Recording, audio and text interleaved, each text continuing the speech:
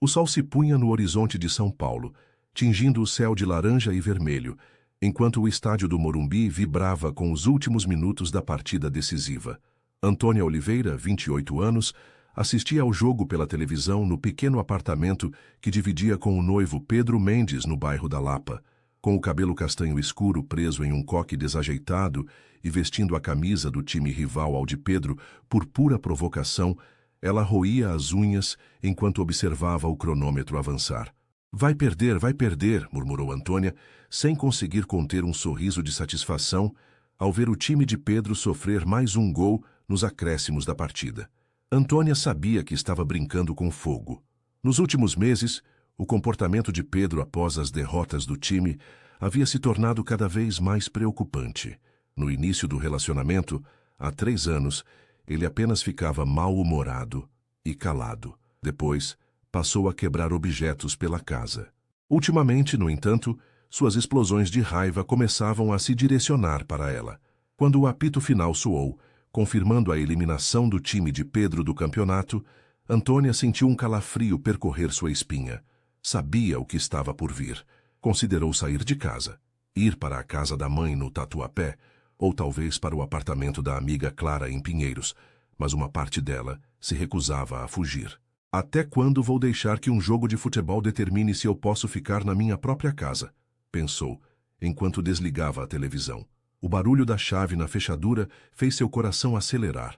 Pedro entrou como uma tempestade, batendo a porta com tanta força que o porta-retratos com a foto do casal caiu da estante e se estilhaçou no chão. Seus olhos, injetados e furiosos, pousaram primeiro na televisão desligada e depois em Antônia, que permanecia sentada no sofá. Você viu? Perguntou ele, a voz baixa e carregada de uma raiva contida que Antônia conhecia bem demais. Vi, respondeu ela simplesmente, decidindo que não demonstraria medo. Pedro caminhou até a cozinha, abriu a geladeira e pegou uma cerveja. Antônia o observou beber metade da garrafa em um só gole. O silêncio era sufocante. Por que você está vestindo essa camisa? Perguntou Pedro finalmente, apontando para a camisa do time rival que Antônia usava. Porque eu gosto desse time, respondeu ela, sustentando o olhar dele. Pedro riu um riso seco e sem humor. Você nem gosta de futebol, Antônia. Está fazendo isso de propósito. E se estiver? Desafiou ela, sabendo que estava empurrando os limites.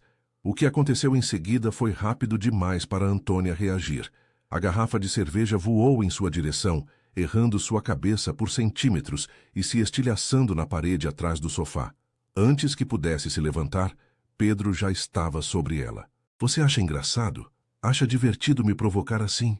Gritou ele, agarrando-a pelos braços com tanta força que Antônia sentiu que ficariam marcas. Pedro, me solta! Você está me machucando! Gritou ela, tentando se desvencilhar. Mas Pedro estava fora de si. O primeiro tapa atingiu o rosto de Antônia com tanta força que ela sentiu o gosto metálico de sangue na boca. O segundo a fez cair no chão. Depois vieram os chutes, as palavras de ódio, as acusações sem sentido. Antônia se encolheu protegendo a cabeça com os braços, enquanto Pedro descarregava toda a sua frustração nela. A culpa é sua, sempre sua. Você é um peso na minha vida, berrava ele, enquanto os vizinhos, já acostumados com as brigas do casal, aumentavam o volume de suas televisões. Quando finalmente parou ofegante, Pedro pareceu despertar de um transe. Olhou para Antônia caída no chão, o rosto já começando a inchar, o lábio partido, os braços marcados. Olha o que você me fez fazer, disse ele como se a culpa fosse dela. Por que você sempre me provoca desse jeito? Sem esperar resposta, Pedro pegou as chaves do carro e saiu, batendo a porta novamente. Provavelmente iria para algum bar afogar a frustração da derrota, como sempre fazia. Com dificuldade, Antônia se arrastou até o banheiro. No espelho, a imagem que viu a fez chorar. O olho esquerdo já começava a ficar roxo, o lábio inferior estava cortado e inchado, e havia marcas vermelhas por todo o rosto e braços. Não era a primeira vez que Pedro a agredia, mas nunca havia sido tão brutal. Enquanto lavava o rosto com água fria, tentando amenizar o inchaço, algo dentro de Antônia mudou. A sensação de impotência e medo foi lentamente substituída por uma raiva fria e calculista. Essa foi a última vez, sussurrou para seu reflexo no espelho. A última vez que ele põe as mãos em mim. Naquela noite, enquanto Pedro não voltava para casa, Antônia começou a planejar. Não seria uma simples fuga, não desta vez. Pedro precisava aprender uma lição, e ela sabia exatamente como ensiná-la. O dia amanheceu cinzento em São Paulo, com aquela garoa fina tão característica da cidade. Antônia acordou no sofá, onde havia adormecido depois de horas planejando o que faria. Seu corpo todo doía, especialmente as costelas, onde Pedro havia desferido os chutes mais fortes. Pedro ainda não havia voltado. Típico dele desaparecer depois de uma briga, só para retornar no dia seguinte com flores baratas e promessas vazias de mudança.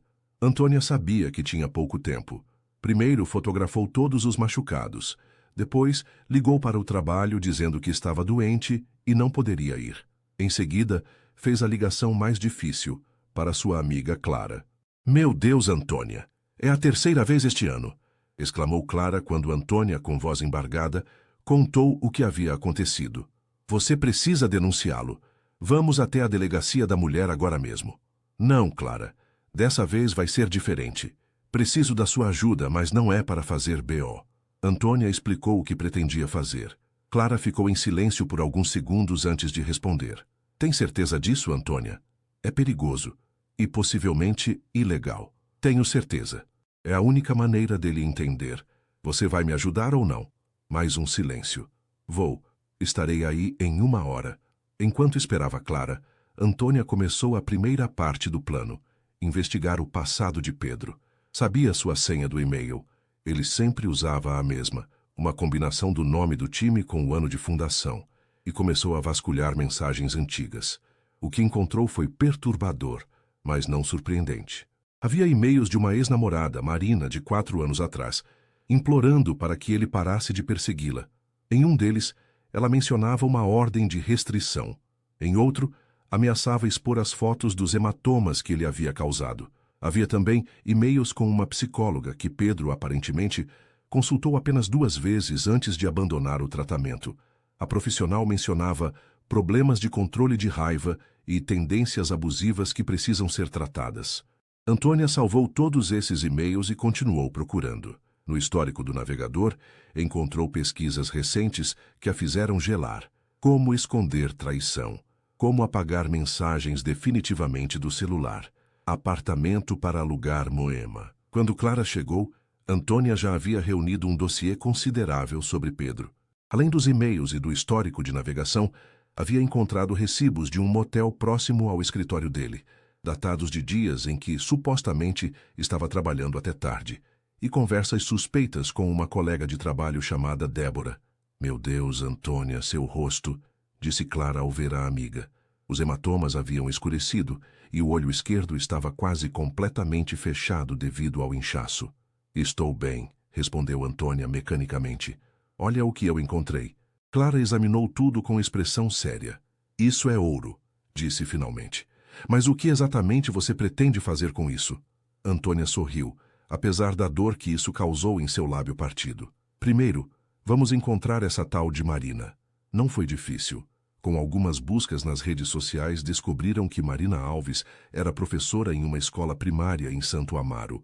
As 2 mulheres pegaram um Uber e, 1 hora depois, estavam esperando do lado de fora da escola.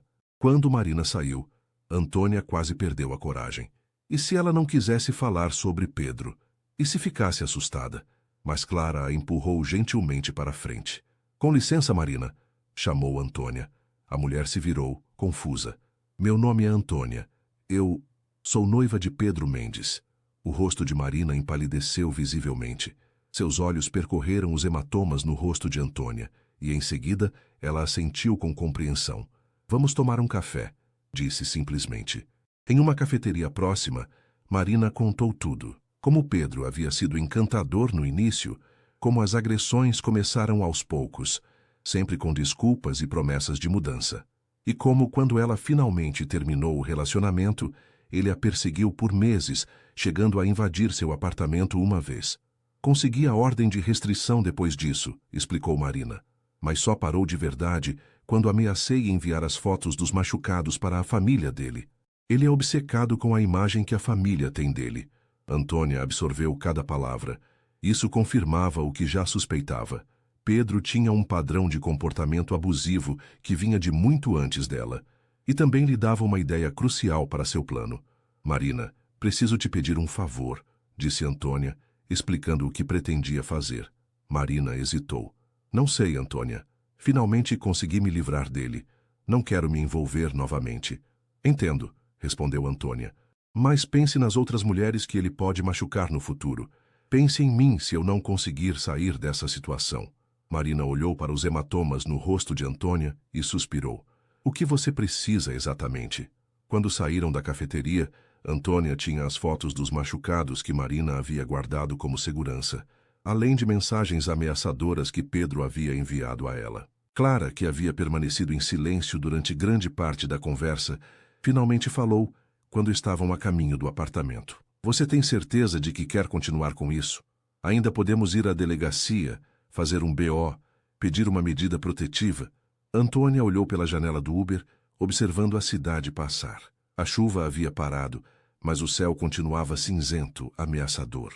Você acha que isso vai pará-lo? Que um papel vai impedi-lo de me machucar se ele quiser? Ou de machucar a próxima mulher depois de mim? Clara não respondeu. Ambas sabiam a resposta. De volta ao apartamento, Antônia verificou o celular. 3 chamadas perdidas de Pedro e uma mensagem. Desculpa pelo ontem, perdi a cabeça. Estou comprando flores para você. Te amo. Antônia sorriu amargamente. Tão previsível. Mostrou a mensagem para Clara, que balançou a cabeça em desaprovação. Quanto tempo temos antes dele voltar? Perguntou Clara. Umas 2 horas, eu acho. Ele sempre vai à mesma floricultura nos jardins. Depois passa na padaria para comprar aqueles brigadeiros que eu gosto, e então volta para casa com cara de cachorro arrependido. Então é melhor nos apressarmos, disse Clara, abrindo seu notebook. Vamos para a parte 2 do plano. Enquanto Clara trabalhava no computador, criando um documento com todas as evidências coletadas, Antônia continuou sua busca. No quarto, encontrou um envelope escondido no fundo do guarda-roupa de Pedro, contendo extratos bancários de uma conta que ela não conhecia. Os valores eram consideráveis. Clara, olha isso, chamou Antônia. Pedro tem uma conta secreta com mais de 100 mil reais. Clara examinou os extratos. E tem depósitos regulares de uma empresa chamada Construtora Horizonte? Ele trabalha para eles? Não. Ele trabalha na incorporadora que contrata essa construtora para os projetos do escritório dele, explicou Antônia, a mente trabalhando rapidamente. Isso parecem ser propinas. Se a incorporadora descobrir, o plano de Antônia começava a tomar forma de maneira ainda mais clara. Não seria apenas uma vingança pessoal. Seria a ruína completa de Pedro, em todas as esferas de sua vida. O som da chave na fechadura fez Antônia e Clara congelarem. Pedro estava voltando mais cedo do que o esperado. Rapidamente, Clara pegou seu notebook e se escondeu no quarto de hóspedes, enquanto Antônia assumia uma posição estratégica no sofá, cercada de lenços de papel usados, como se tivesse passado horas chorando. Pedro entrou carregando um buquê de rosas vermelhas, as mais caras, notou Antônia, e uma caixa da confeitaria favorita dela. Sua expressão era de arrependimento estudado, aquela que ele sempre usava depois de suas explosões. Ao ver o rosto machucado de Antônia, fez uma careta como se ele fosse a verdadeira vítima daquela situação. Amor, começou ele, aproximando-se cautelosamente. Me perdoa. Eu não sei o que aconteceu comigo ontem. Foi o jogo, a pressão no trabalho. Eu bebi demais. Antônia baixou o olhar interpretando o papel de mulher fragilizada que ele esperava. Você me machucou muito dessa vez, Pedro. Ele se ajoelhou diante dela, colocando as flores e os doces na mesa de centro. Eu sei, meu amor, eu sei. Mas juro que nunca mais vai acontecer. Vou buscar ajuda, vou fazer terapia, o que for preciso. Mentiras. Antônia sabia que eram todas mentiras, mas assentiu levemente, como se estivesse considerando perdoá-lo. Podemos conversar? Perguntou ela, mantendo a voz baixa e vulnerável. Tem algumas coisas que precisamos esclarecer. Pedro pareceu aliviado. Acreditava que estava sendo perdoado novamente, que seu charme e suas promessas vazias haviam funcionado mais uma vez. Claro, meu amor, vamos conversar. Antônia se levantou lentamente, fingindo mais dor do que realmente sentia, e caminhou até a mesa da sala de jantar. Pode pegar uma água para mim? Minha boca está doendo para falar. Enquanto Pedro ia à cozinha, Antônia fez um sinal para Clara, que silenciosamente transferiu um pendrive para ela. Aqui está, amor, disse Pedro, retornando com um copo d'água. Sentou-se à mesa de frente para Antônia. Sobre o que quer conversar? Sobre nós, respondeu Antônia, tomando um pequeno gole de água. Sobre nosso futuro. Vamos ter um futuro maravilhoso, você vai ver. Depois do casamento, talvez possamos pensar em comprar uma casa maior, ter filhos. Antônia o interrompeu, colocando o pendrive sobre a mesa. Antes disso, queria te mostrar algumas coisas que encontrei. Coisas interessantes. A expressão de Pedro mudou sutilmente. Um lampejo de preocupação atravessou seu rosto, rapidamente substituído por confusão forçada. O que é isso? Por que não conectamos na TV para eu te mostrar? Sugeriu Antônia. Relutante, Pedro pegou o pendrive e o conectou à televisão da sala. Antônia pegou o controle remoto e navegou até a primeira pasta. Marina. Quem é Marina? Perguntou Pedro, tentando soar casual, mas Antônia percebeu o suor começando a formar-se em sua testa. Sua ex-namorada. Aquela que você perseguiu depois que ela terminou com você. Aquela contra quem você teve uma ordem de restrição. Isso é passado, Antônia. Foi um relacionamento complicado, mas... Antônia clicou na primeira foto. Marina com o olho roxo, segurando um jornal com a data visível. Complicado como o nosso? Perguntou Antônia, sua voz agora firme. Antes que Pedro pudesse responder, ela passou para a próxima pasta.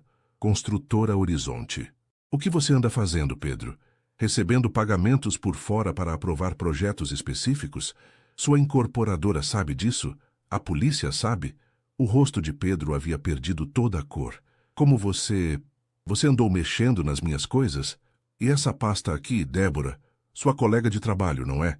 Vocês parecem bem íntimos nessas mensagens, especialmente nas fotos que vocês trocaram.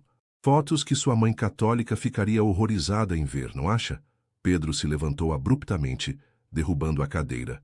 Sua vadia. Quem você pensa que é para ficar bisbilhotando minha vida? Antônia não se moveu, mantendo o controle remoto firmemente na mão. Sou a mulher que você espancou ontem porque seu time de futebol perdeu um jogo. A mulher que você jurou amar e proteger. A mulher que até ontem acreditava em suas mentiras. Ele avançou em direção a ela, os punhos cerrados, o rosto contorcido de raiva. Você vai me dar esse pendrive agora e vamos esquecer que isso aconteceu. Foi nesse momento que Clara saiu do quarto de hóspedes, o celular na mão, gravando tudo. Eu não faria isso se fosse você, Pedro. Pedro parou, confuso com a presença inesperada. Quem é você? O que está acontecendo aqui? O que está acontecendo? Respondeu Antônia, levantando-se calmamente. É que acabou. Você não vai mais me machucar nem a ninguém. Ela pegou um envelope sobre a mesa e o entregou a Pedro. Aqui estão cópias de tudo o que encontramos. E-mails, extratos bancários, mensagens, fotos, suas e da Marina. Tem também um dossiê completo sobre seus negócios com a construtora Horizonte. Pedro abriu o envelope com mãos trêmulas, confirmando que tudo o que ela dizia era verdade. Existem outras cópias, continuou Antônia. Uma está com o meu advogado, outra com os pais de Clara, e uma terceira foi enviada para um serviço de armazenamento online que se abrirá automaticamente e enviará tudo para sua família, seus chefes e a polícia, se eu não inserir uma senha específica a cada 24 horas. Você não pode fazer isso, sussurrou Pedro, o rosto uma máscara de pânico. Você vai destruir minha vida. Como você tentou destruir a minha? Como você destruiu a da Marina? Retrucou Antônia. Você tem duas opções agora, Pedro. A primeira é sair deste apartamento imediatamente, deixar-me em paz para sempre, e nunca mais tocar em outra mulher. Se eu souber que você agrediu alguém, todas essas informações vão a público. E a segunda opção?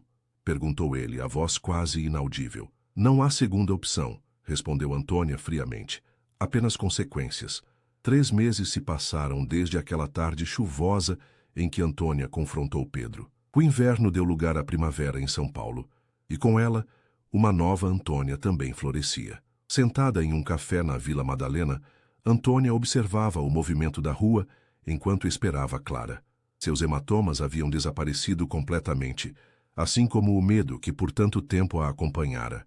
Usava um vestido florido, o cabelo solto balançando com a brisa leve de setembro, e havia algo diferente em sua postura, uma confiança que antes não existia. Desculpe o atraso, disse Clara sentando-se à mesa com um sorriso. O trânsito na Rebouças está impossível. Sem problemas, respondeu Antônia, retribuindo o sorriso. Pedi um cappuccino para você. Clara estudou a amiga por um momento. Você está diferente hoje. Aconteceu alguma coisa? Antônia assentiu, tirando um envelope da bolsa. Recebi isso hoje de manhã. É do meu advogado. Clara pegou o envelope e examinou o conteúdo. Uma medida protetiva oficial contra Pedro, concedida pelo tribunal. Você denunciou ele? Perguntou Clara, surpresa. Sim, respondeu Antônia. Depois de tudo, percebi que não bastava apenas me proteger. E se ele fizesse o mesmo com outra mulher? Alguém que não tivesse os recursos ou o apoio que eu tive? Não poderia ter isso na minha consciência.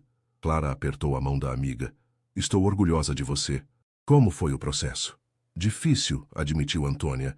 Reviver tudo, mostrar as fotos, enfrentar as perguntas. Mas valeu a pena. O juiz não só concedeu a medida protetiva, como também encaminhou o caso para o Ministério Público. Pedro pode enfrentar acusações criminais. E quanto ao outro material que tínhamos sobre ele? Antônia tomou um gole de seu café antes de responder. Algumas coisas foram incluídas no processo. Outras, como as evidências sobre a construtora, enviei anonimamente para a empresa dele. Soube que ele foi demitido na semana passada. Uau! Murmurou Clara. Você não facilitou mesmo.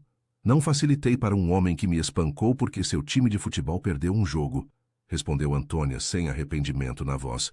Um homem que fez o mesmo com outras mulheres antes de mim e provavelmente faria com outras depois. Clara assentiu, compreensiva.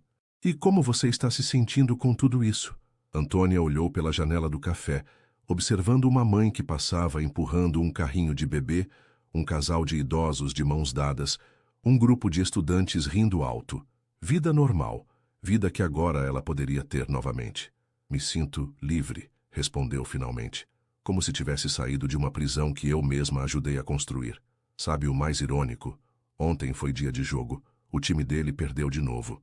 E eu assisti sozinha no meu apartamento, bebendo uma taça de vinho, sem medo de que alguém iria entrar pela porta e me agredir por causa disso. Pequenas vitórias, sorriu Clara. Grandes vitórias, corrigiu Antônia. A maior delas é que não sou mais uma vítima, nem dele nem da minha própria complacência. O celular de Antônia vibrou com uma notificação. Era um e-mail de Marina, a ex de Pedro, respondendo à mensagem que Antônia havia enviado, informando sobre o processo judicial. Marina me agradeceu por ter feito o que ela não teve coragem de fazer, contou Antônia, e disse que se precisar de outra testemunha para o processo criminal, ela está disposta a falar. Uma aliada inesperada, comentou Clara. É isso que os abusadores nunca entendem, disse Antônia. Eles pensam que nos isolando, nos intimidando, nos mantém sob controle, mas eventualmente nós encontramos umas às outras, e juntas somos muito mais fortes do que eles. Naquela noite, de volta ao seu apartamento, que agora havia redecorado completamente, eliminando qualquer lembrança de Pedro, Antônia sentou-se na varanda com um livro e uma taça de vinho. A cidade brilhava lá embaixo, milhões de luzes piscando como estrelas terrenas. Seu telefone tocou. Era um número desconhecido. Por um momento, sentiu o antigo medo retornar. Seria Pedro? Mas então respirou fundo e atendeu. Alô? Antônia Oliveira? Perguntou uma voz feminina. Meu nome é Luísa. Eu vi seu depoimento no grupo de apoio às vítimas de violência doméstica online. Espero não estar incomodando, mas preciso de ajuda. Meu namorado... A voz do outro lado da linha embargou. Antônia fechou os olhos por um momento, sentindo o peso da responsabilidade, mas também a certeza de que estava no caminho certo. Estou aqui, Luísa, respondeu gentilmente, e vou te ajudar. Você não está sozinha. Enquanto ouvia a história de Luísa, tão similar à sua própria, tão dolorosamente comum, Antônia percebeu que sua vingança contra Pedro havia se transformado em algo maior. Não era apenas sobre fazer justiça para si mesma, mas sobre quebrar um ciclo de abuso que afetava tantas mulheres. E naquele momento, sob o céu estrelado de São Paulo, Antônia soube que havia finalmente encontrado seu propósito.